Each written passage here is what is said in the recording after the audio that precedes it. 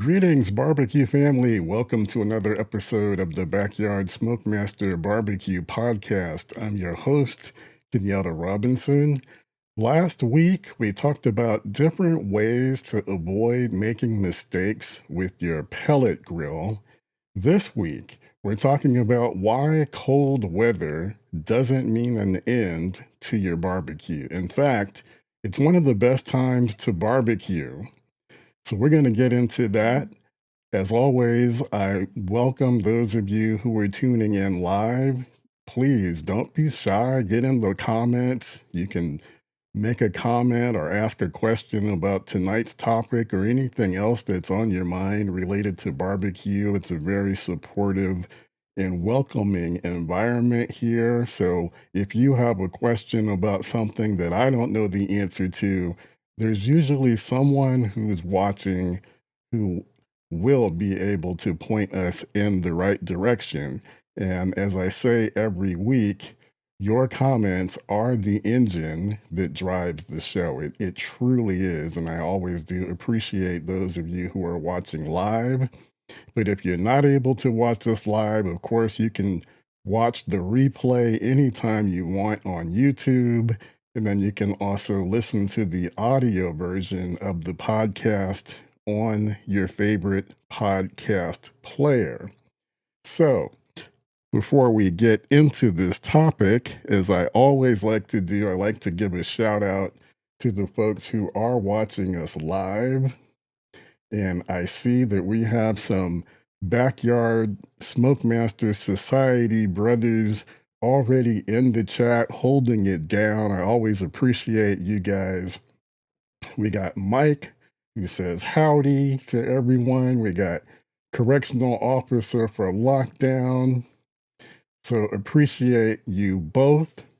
And I also, in addition to the Backyard SmokeMaster Society, we also have the Backyard SmokeMaster Inner Circle.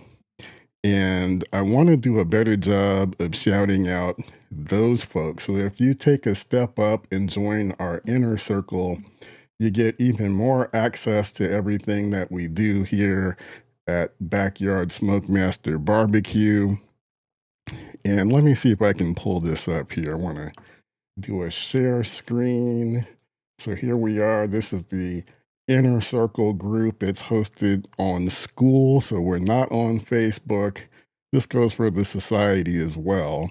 We're on School, and I just put this post up about tonight's episode, but I did want to give anyone who commented the first dibs on any questions or comments. And here I see Bruce, who jumped right in as soon as I posted this and said, with regard to tonight's topic, great topic. I have given thought to this. I even have specific attire to be worn for when I grill in a different weather, namely the colder months.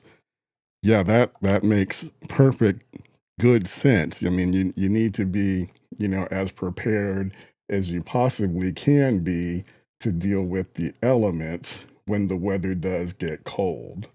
All right, so let's get into this. We're going to go through, how to make it a much better experience if you are out barbecuing in the cold. So first, we're going to talk about the impact of cold weather.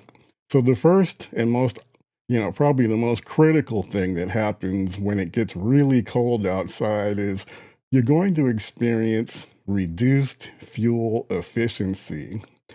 And what that basically means is that, more fuel is going to be required to maintain your target cooking temperatures because your smoker has to work harder to offset the heat loss caused by the cold air around it. And experience has taught us that lump charcoal, hardwood splits, or propane will burn much faster in cold elements. And then in pellet grills, Your auger may need to feed those pellets. It definitely will need to feed those pellets much more frequently. And you're likely to go through 25 to 50% more fuel on a really cold day, especially if it's also windy or damp. And I know from my own personal experience, even though it doesn't get, super cold where I am in the San Francisco Bay Area. I'm about 25 miles east of San Francisco, so it doesn't get nearly as cool as it does over in the city by the bay. But I do know from experience that wind can really play havoc on your temperatures, and we'll talk a little bit more about that. But if it's cold, damp, rainy, and if you throw in some wind, and I know for some of you, you're in climates where you may even experience snow, all of those things can really do a number, on the internal temperatures of your grill or your smoker. But here's a tip, and we talk about this a lot, but stock up on more fuel than you'd normally use for the same cook in warmer weather. And we've talked about how on those so-called barbecue holidays, like Labor Day, the 4th of July, Memorial Day, a lot of times, a lot of the stores, the hardware stores that carry fuel, they usually have really good deals during those, so-called barbecue holidays. Stock up. Also, be on the lookout as it gets colder. We get closer to, what some of the rank amateurs will call the end of the barbecue season. And you're likely to find maybe some closeout deals, not only on fuel, but then also you might find a really great deal on a grill or a smoker, especially the ones that they have out on the floor. Those are great times to pick up, a steal. And I'm thinking, it usually seems to me I find those really good deals probably like right after Christmas, somewhere in there, early January. You might find some really good deals. But, whenever I go to a hardware store, I like to just, peruse the barbecue section just to see what they've got going on. And sometimes, you might get lucky and see something really, really good. All right. Okay, so let's continue. And again, don't be shy about jumping into the comments with any comments or questions you have, or thoughts that you have, tips or tricks that you have for when it gets cold, things that you might do in the cold weather that you don't normally do. Put it in the comments in case it's something that I don't cover here tonight. I'm sure you guys have some really good experience, especially those of you who are in those more cold weather places. So, again, talking about the impact of cold weather, you're going to experience longer cook time. So, the colder the environment, the longer it takes for your meat to reach its ideal temperature, especially your large cuts like brisket or pork butt. The stalls are going to last longer. Bark formation is going to take more time if the ambient temperatures inside your cooker are low and if there's high humidity. Here's the tip: start earlier than you normally would, and also plan for the rest, the hold time. It's probably going to take place at a later time than you had initially anticipated, or later than what it would be if the temperatures were more normal. So plan for that. Take that into account, especially if your cook time ends up running considerably longer than what you had anticipated. All right. Correctional officer says, I'm curious to know if I will need to make my cuts deeper when I score a picanha or a cut of meat that I can sear. Hmm. That's a good question. I don't really have a good answer for that question. If you need to make your cuts deeper when you're scoring, I tend to think probably not. I think you can still score your meat the same way that you normally would. I just think the overall process, the overall cooking process is going to take longer. But I'm kind of thinking that that you don't need to score your meat, um, any deeper than what you normally would. But, if you guys have any thoughts on that, any comments, definitely please let us know. Okay, so we just talked about longer cook times. Okay, so I think this is where we left off. All right, so again, with regard to the impact of cold weather on your cooks. Okay. No, you know what? Actually, hold on. I feel like I just lost my place. Wait a minute.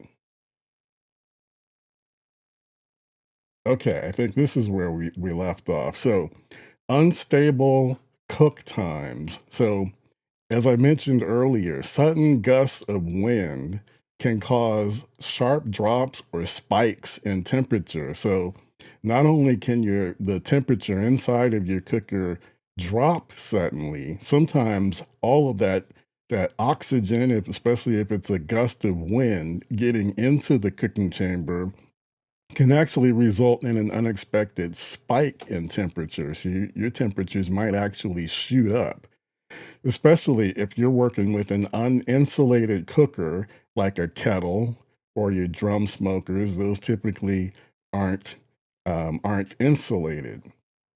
Thin metal pits are more prone to heat loss and temperature swings, while insulated pits are going to hold heat better, but they may still need adjustment. So, especially like if you, I'm thinking about like in the offset smoker world. We always hear about the cheap offsets or the cheap ones you can get, at your big box hardware store. You can walk out of there with an offset smoker for maybe less than 500 bucks. Those are known as your cheap offset smokers. And that's because the metal is thin and they're known to have, really unstable temperatures. It's already hard to cook on an offset smoker just because, each wood split is going to burn differently. It's going to require more fire management, more attention from you.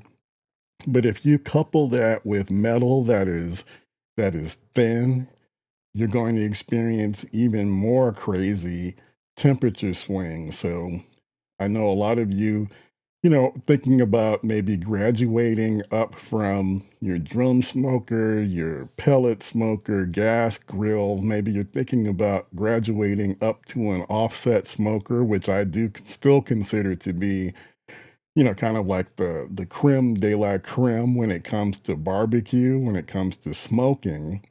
But if you do make that move, one, make sure that you're prepared and ready to spend the time that it requires managing temperatures. These are not set it and forget it machines. But two, also save up more money. I'm telling you, it'll be well worth the investment. Get a high quality offset smoker with 1/4 inch steel. Don't settle for the cheap offset. It will totally ruin your experience and sour you on the whole concept of cooking on an offset. If you really want to get the best out of your time, your energy, your effort, take that time to get a high quality offset smoker. Okay. Again, here's another tip though. When you're dealing with unstable temperature, cooking temperatures, the tip is Use a windbreak if you're out there and you know that it's gusting and it's really windy. So things like plywood, welding blankets. If you've got a patio wall, use that to your advantage.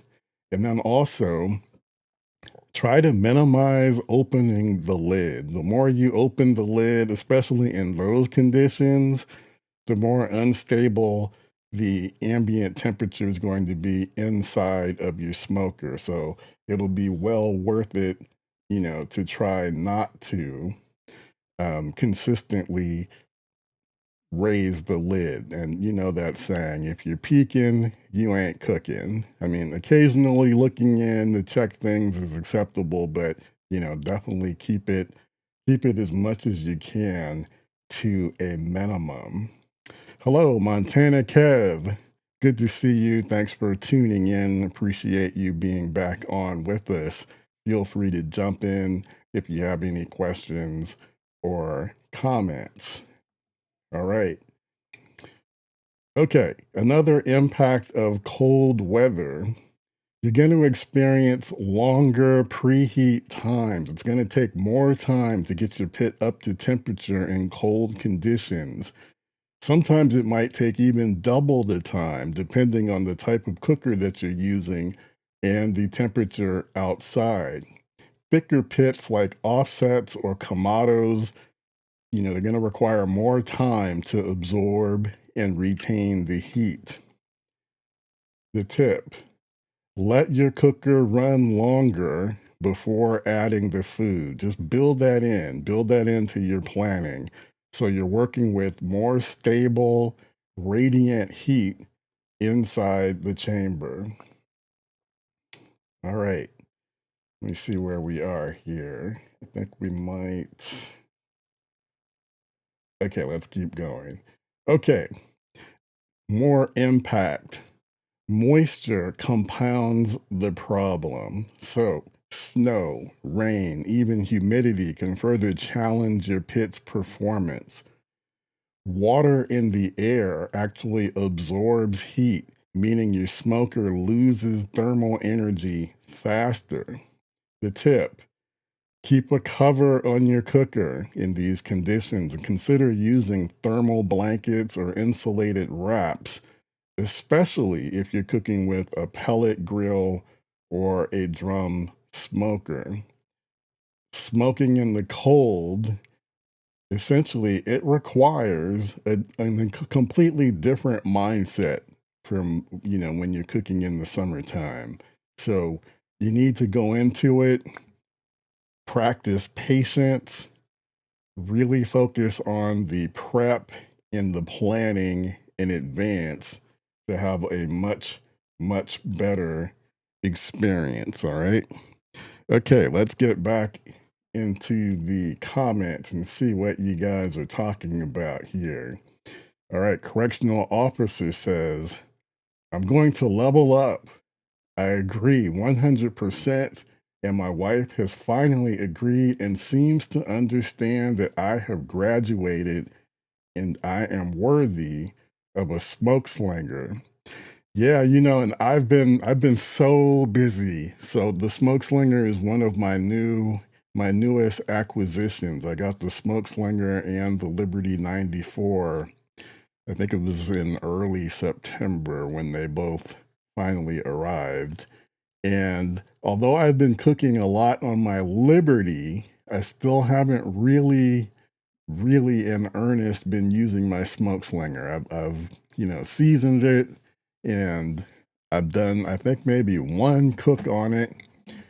And I need to parcel out some more time to really get my hands around the smoke slinger experience. And I owe you guys, some videos about that, because that's the one that's really, really unique. It's a unique cooker.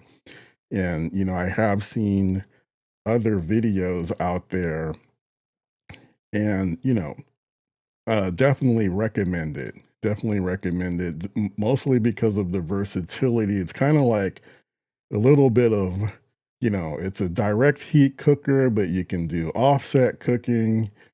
You can do set up 2-zone cooking. You can kind of emulate an offset smoker experience. So just a lot. There's a lot of capability with it. So that would definitely be a worthy upgrade. Question for Montana Kev. You have a brisket on your grill this very moment. So I think this is some insider talk from the Backyard SmokeMaster Society. And if you're not a member, it's free. And you see at the bottom of the screen there, you can go to backyardsmokemaster.com/society and get in on the fun. And I think Montana Kev has developed it's not a bad reputation. That's a great reputation going, for doing a lot of briskets. I'm not mad at it. I'm not mad at it. I just did it. My last cook was a brisket on my Liberty 94. I'm going to put some pictures up inside the society. I'll probably do that later tonight or tomorrow. Cook turned out fantastic. Not mad at it. I know that, for a lot of us, we're dealing with, expensive meat prices, especially for beef. We were talking about that inside the society, but especially if you were able to stock up on some briskets back when prices were a little more reasonable. I mean, I wish I had done that. I should have bought some more and put them in my freezer. They are really high right now. But, cooking with a brisket, I mean, again, that is kind of, to me, like the Super Bowl of smoking. So if you've got the time, you got the cooker, have some fun and smoke a brisket. Montana Kev says, this is a perfect subject for my situation. I live in the Rocky Mountains and it's already snowed here a bit. Yeah, like I said, it doesn't snow where I am. But my wife was commenting not too long ago that, she keeps on her phone here in California, there's a town called Truckee, which is, more like headed out towards the Sierra Nevada, the eastern part of California. And she said they got some snow too. So I think the topic is definitely timely because the weather is definitely changing. And snow, the snow and the cold season is definitely upon us. If it hasn't reached you yet, it's probably right around the corner. All right, let's get into some gear and setup tips.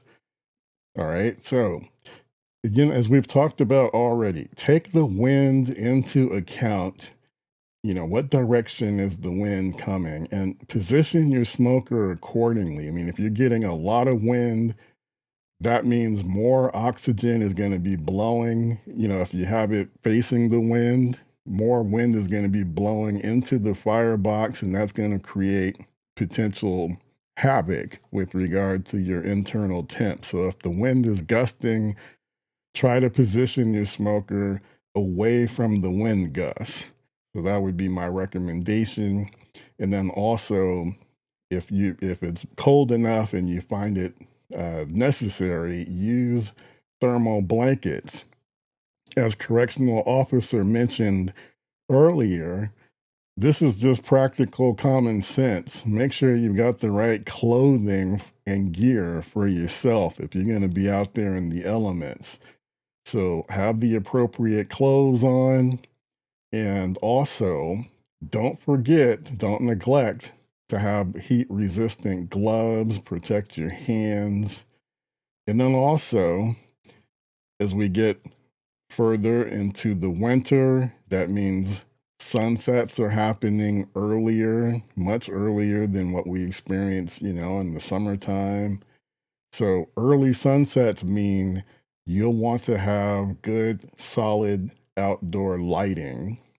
I know I find myself out there at nighttime far more often than I would admit because I'm not starting my cook early enough in the day. So I've got a pretty good lighting setup outside because I know that by the time, especially if I'm doing a brisket or a pork butt, by the time I'm finished with that cook, I know it's going to be nighttime outside. Okay, let me get back over here into the comments. Raul's Barbecue says, I just picked up a Traeger Woodridge based model. Have you used one? I have not. So I don't know. Has anyone else in the comments used this particular model of Traeger? I had a Traeger. Ooh, it was early on when I got into barbecue. I went to there was a closeout. A hardware store was going out of business. Orchard Hardware Supply. I think that was the name of it. They were going out of business, and I wasn't planning on buying a grill, but they had I don't know if you guys remember it. They had the Traeger. I think it was like was the something Junior, the Tailgater. I think it was the Traeger Tailgater Junior that I bought, and I'm thinking this is probably like 2017, or maybe 2016. Actually, this was before I got my offset smoker. So actually, this could have been 2015 or 2016, because that's about when I got bit by the barbecue bug. I'm gonna say it was probably 2015, the fall. So I got this Traeger because I had heard about pellet grills, and boy, oh boy, I'm glad that I got that at the closeout price, because I had a whole lot of trouble with that Traeger. And this is, I mean, years before like the pellet grills that Traeger is putting out now. I think the quality, the stability has improved 1,000% from what I went through with that Tailgater Junior. But no, to answer your question, I do not have the Woodridge. Have not experienced it. But I think you're in good shape, because Traeger, their name is basically synonymous with pellet grills. I mean, they were the first to really bring them to market. They've been doing it the longest. Um, I think for them, and for a lot of them, one of the big things that they've been doing is, more marriage of technology with the cooker itself. So the ability to, use an app to, do, like, you can program the cook, like, when your internal meat reaches, I don't know, 120 degrees, you can program the cooker to change the temperature at which it's cooking. It's that type of thing. A lot of technological advancements going on.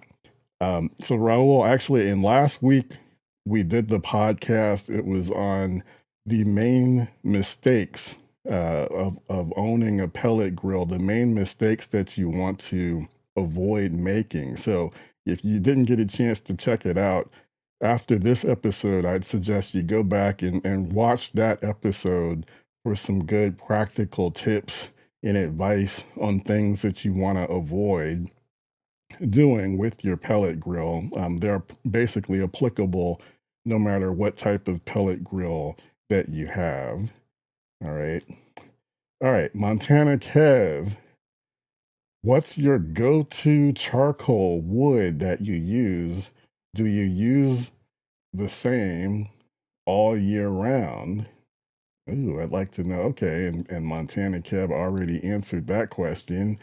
He loves the Jealous Devil lump to get my firebox going.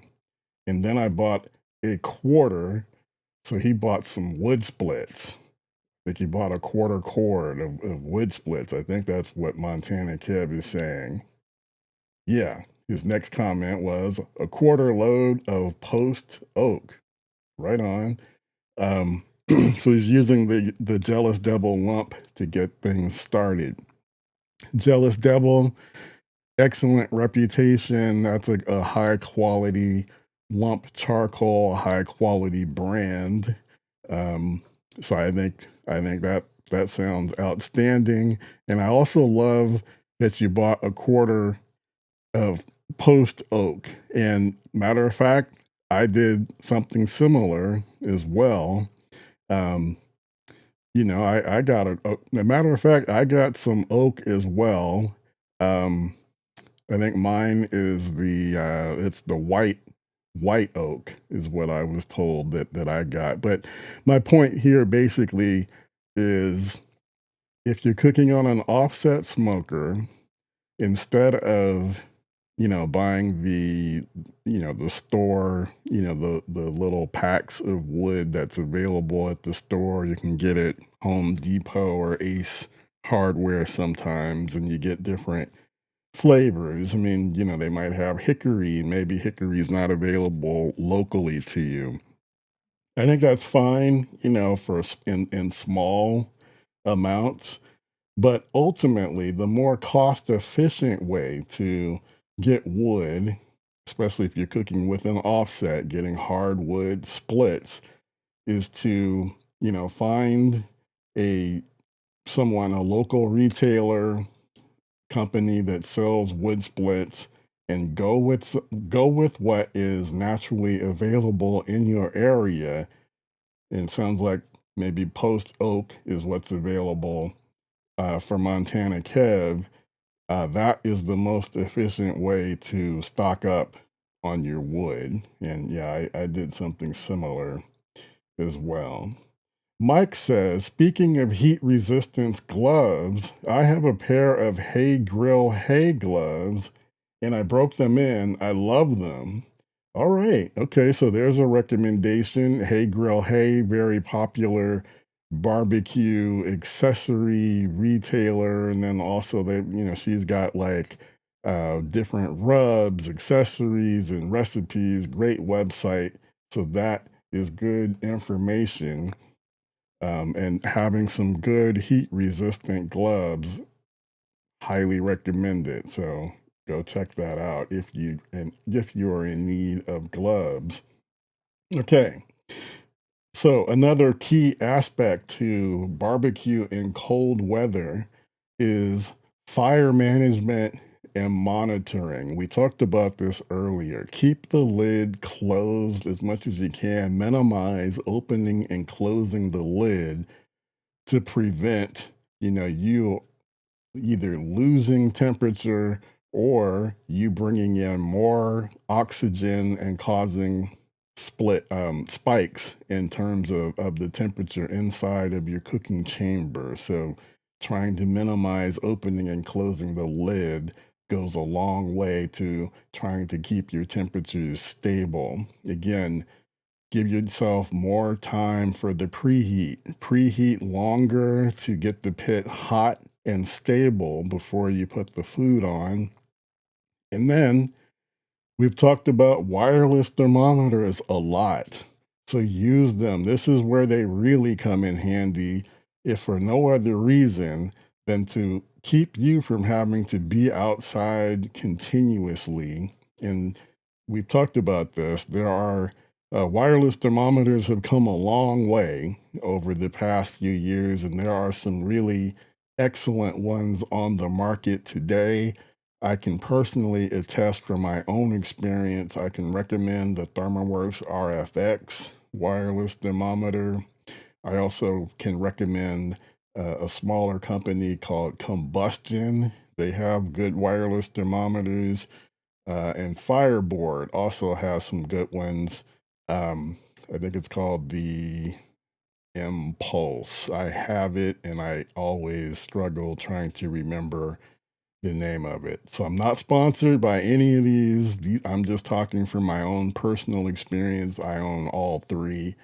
I kind of had like a wireless thermometer addiction, and just trying to get to the holy grail of them. So I've been trying them and buying them, and I feel pretty good, especially the ThermoWorks RFX. That's my current favorite.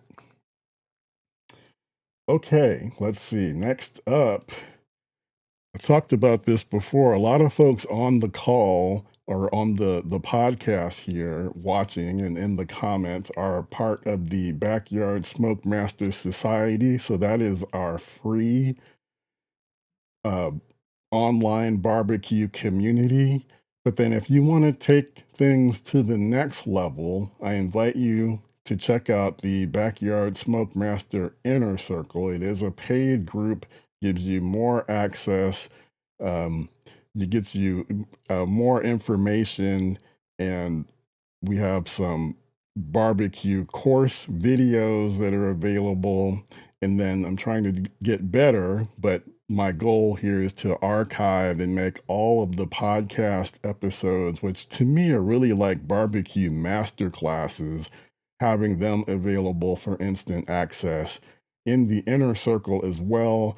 And then we also meet up periodically. It's kind of like a barbecue Zoom call where everyone gets an opportunity to turn on their cameras, show off what they're cooking, or just, chop it up together, asking each other questions and commenting in real time. So you don't just have to look and listen to me. We can all gather together in real time. We do that over in the inner circle. So we'd love to have you come and check us out if you want to get an even deeper connection to what we got going on here at Backyard SmokeMaster BBQ. All right, continuing here. Let's get into the food side, the cooking side, when you're out there in cold weather. Okay. So, best cuts for cold weather barbecue. Think about meats that have longer cook times. And I know that might not sound like in what's the word? Intuition. I don't know. I'm blanking on the right word. Instinctively, that may not sound like the obvious thing, because you're thinking the longer you're out there, it's colder, you're battling the elements, so on and so forth. But meats with longer cook times ultimately gives you better heat utilization. So think brisket, pork butt, beef ribs. Also think one pan meals or sides. So I'm talking about things like mac and cheese, smoked chili, barbecue baked beans, cold weather flavor bombs, which are like heavier rubs and bold sauces. And you might be thinking, okay, what does that really mean? What is a cold weather flavor bomb? Well, I'm glad you asked. So I do have some flavor bomb ideas for you. Okay, so think things like coffee-based rubs. These have a deep, earthy, and slightly bitter flavors. They play really well in colder months. Try them on brisket, beef ribs, or even pork butt. Good example would be like a rub that has espresso powder, dark chili powder, brown sugar, and cumin. Chipotle or ancho chili rubs. These are smoky, mildly spicy peppers like chipotle or ancho chili powder. They add warmth and depth. These are good on ribs, chicken thighs, especially when they're paired with a sweet glaze. Mustard heavy base rubs. The tang and bite of yellow or Dijon mustard helps meat hold the seasoning and adds a zippy flavor. Try it I think a lot of us already do. Try it as a binder before adding a strong rub to pork or Thanksgiving's coming up, turkey. Savory herb forward blend. So in cooler months, dried herbs like rosemary, thyme, sage, and marjoram, they really shine. Here's a rub idea: salt, pepper, garlic, rosemary, and thyme. You can try that on your smoked turkey, lamb, or prime rib. Bold barbecue sauces. So these thicker, punchier sauces. They stand up well to the cold and heartier cuts. So think things like molasses-based sauce. They're rich and dark with deep sweetness and a little tang. These are excellent for glazing ribs or drizzling on pork. Spicy apple cider vinegar sauce. So this is like a twist on the Eastern Carolina style with added chipotle or cayenne. These are great on pork shoulder and cuts through the fattiness. Bourbon glazed barbecue sauce. So these are warm and bold with brown sugar, ketchup, Worcestershire, and a splash of bourbon. These are killer on chicken wings, meatballs, or ham. Korean gochujang. I knew I was going to get tripped up on that word, but you know what I'm talking about. Gochujang barbecue sauce. Sweet, spicy, and fermented. They're amazing on ribs or beef short ribs for a nice fusion twist. They pair well with cold weather sides like slaw or sticky rice. Let's see. Oh, I feel like I kind of lost my place. Okay, I think this is where we're supposed to be. All right. Bonus cold weather finishing touches. Compound butters with garlic, herbs, or even blue cheese on steaks or brisket slices. Maple syrup glaze on ribs or smoked carrots. Spicy honey infused with chili flakes or cinnamon drizzled on chicken or pork. So those are a lot of, I think, literally food for thought on things that you can try out. Hey guys, if you haven't already, please like the video, subscribe to the channel. It's a little bit amazing to me. I've been doing this for a long time. Probably haven't been making enough like traditional YouTube videos. Been doing the podcast for a while, and I'm finally getting up to 7,000 subscribers. There are a lot of other barbecue channels out there with much bigger numbers than mine.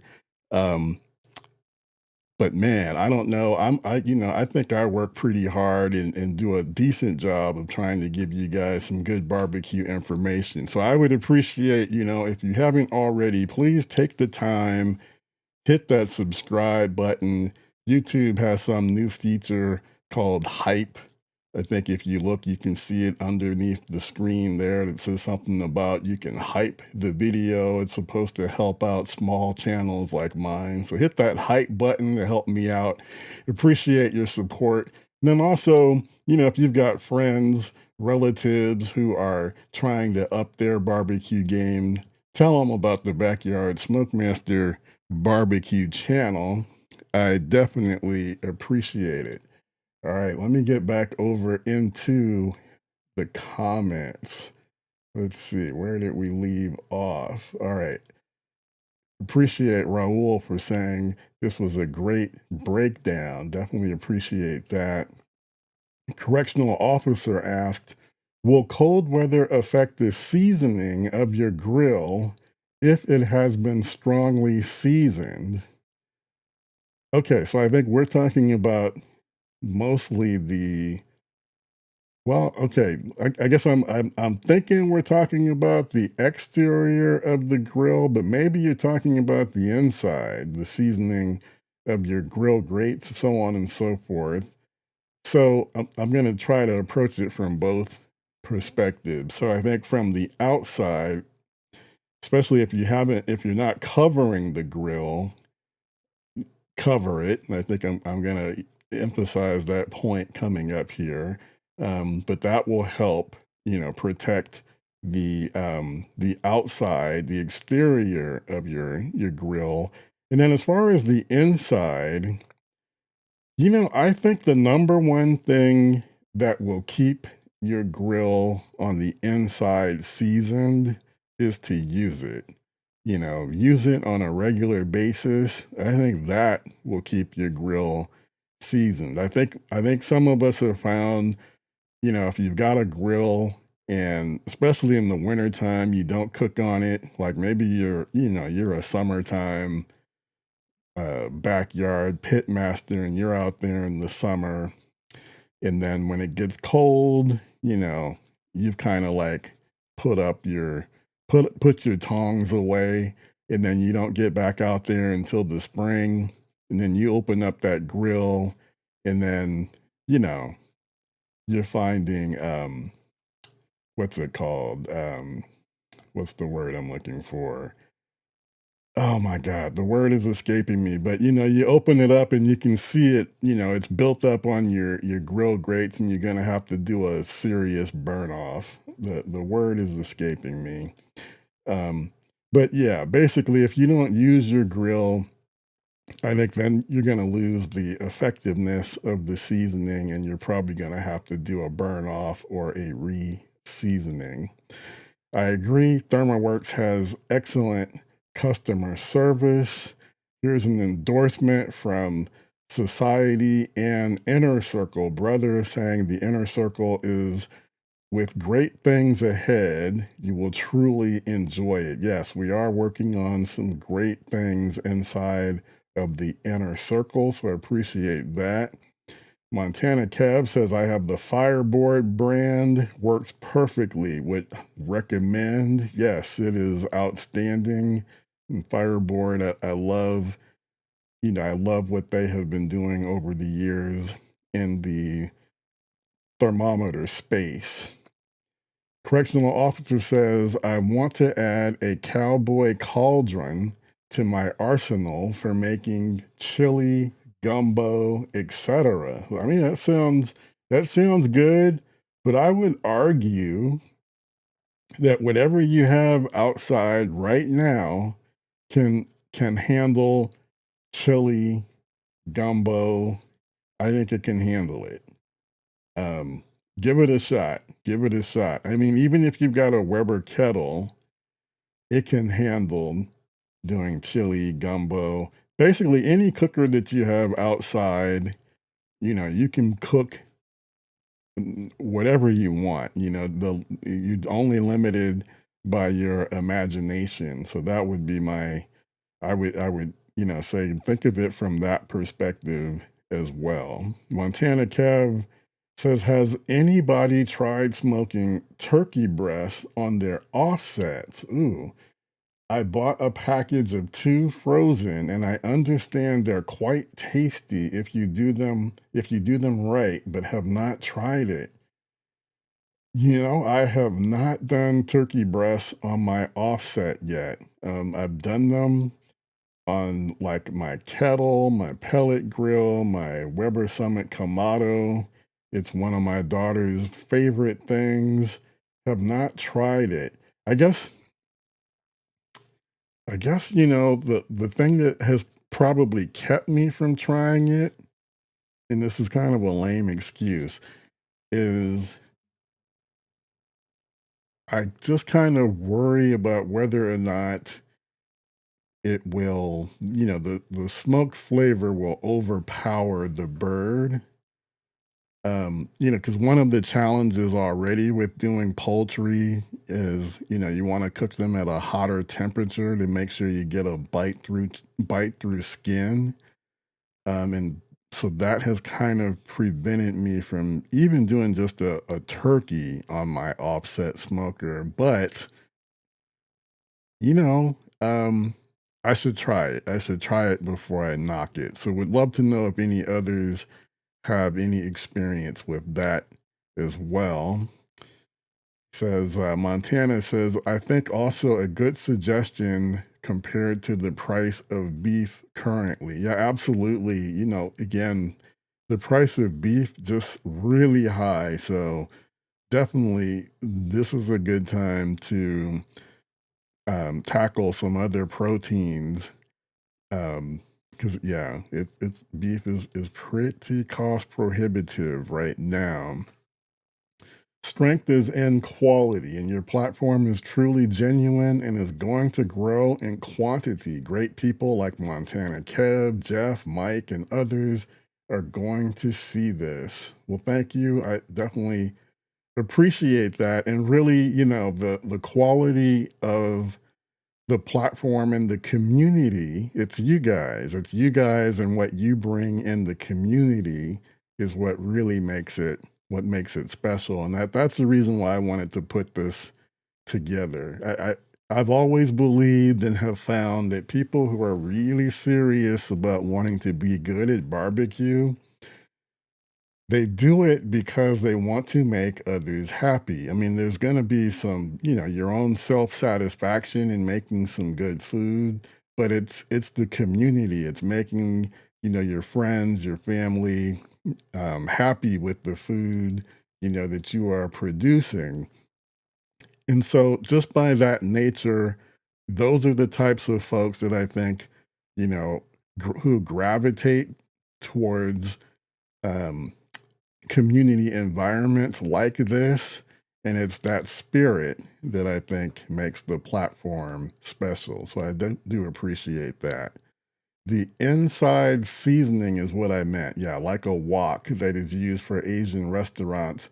The flavor seasoning is maintained. Yeah, like I said, I think the key really is to I think if you continue to cook with it, I think your seasoning will be maintained.